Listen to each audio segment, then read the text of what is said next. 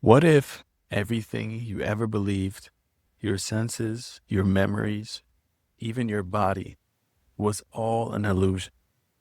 In the 17th century, René Descartes asked this terrifying question, not to destroy knowledge, but to rebuild it from scratch. This is the story of a new method called hyperbolic doubt. This method would give birth to modern philosophy. Before Descartes, truth came from the church, from tradition, or from the natural order. Philosophy served theology. He meant faith. But Descartes was born into a world of radical upheaval. The Protestant Reformation had splintered religious authority. The scientific revolution was rewriting the rules of the universe.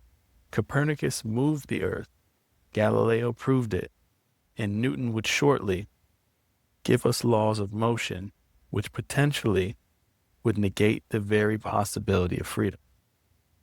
Where was philosophy supposed to stand? Descartes wanted something secure and certain, something no skeptic, no church, no tyrant could take away.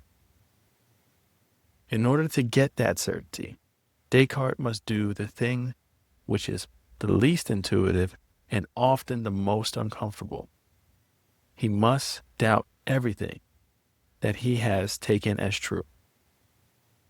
He undertakes this journey in a series of meditations. Descartes writes, "Whatever I have up till now accepted as most true, I have acquired either from the senses or through the senses. But from time to time I have found that this is deceit, and it is prudent never to trust completely those who have deceived us even once." Have you ever put a stick into water and the stick took on the appearance of being bent? Or perhaps you thought someone was waving to you, only to turn around to realize that the person was actually signaling to someone behind you. If the senses can deceive us even once, how can we fully trust? So Descartes says, doubt everything. The senses, the body, even mathematics. He pushes his skepticism to an extreme so as to get to certainty. And then he takes it further. He imagines he might be dreaming, that everything around him, the fire in his home, the paper in front of his hands, could all be an illusion. How could he know? Then he comes to the most radical possibility, that there might be a powerful and malicious evil demon who has devoted all of its energy to deceiving him. He writes, "I will suppose, therefore, that not God, who is supremely good, but some malicious demon of the utmost power and cunning has employed all of his energies in deceiving me." This is Descartes' philosophical apocalypse. Everything is in doubt. There is no ground left, except one.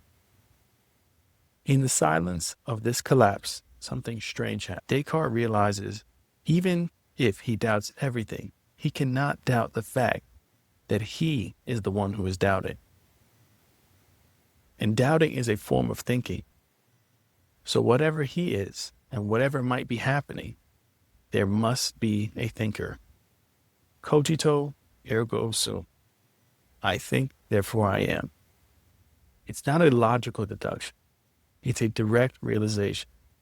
The act of thinking proves the existence of the subject. This pivot from objects to the subject is characteristically modern. The implications for this will be both wide and profound. In some sense, Descartes inaugurates an epistemological revolution.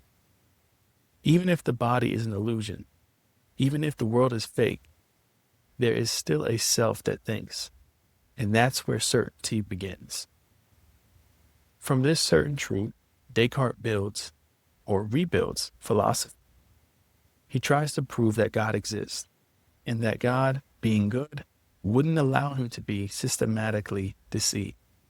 He distinguishes between mind and body. The mind is a thinking thing. The body is an extended thing. The two are different substances, mind and body.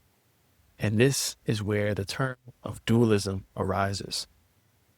Descartes starts from pure reason and aims to ground all knowledge, including science, in this rational foundation. He writes in a text which he published in 1637, titled Discourse on Method, that the first precept was never to accept anything as true unless I recognize it to be evidently such. For Descartes, truth must be clear and distinct, something that can withstand the most extreme doubt, something that is apparent to the subject.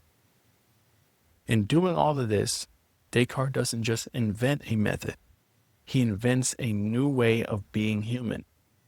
Before him, knowledge was always linked to tradition, to nature, to God's order. But Descartes puts the individual self at the center.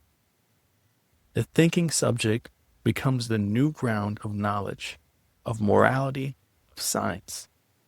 This is the birth of the modern subject, isolated, self-conscious, and autonomous. It's the beginning of a new era in philosophy, one that leads to Kant, to Hegel, to Sartre, and the existentialists.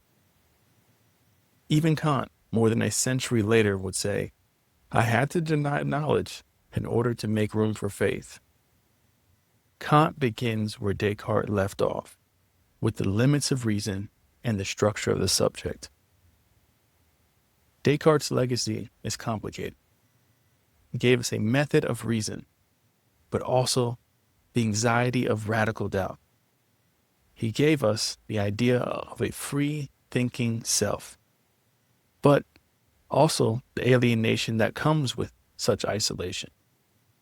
He gave us modernity. And even now, when we ask, what can I know? Or who am I really? We're still following the path opened by Descartes nearly 400 years ago. I think, therefore I am. But what kind of I is that? And can it ever know the world again?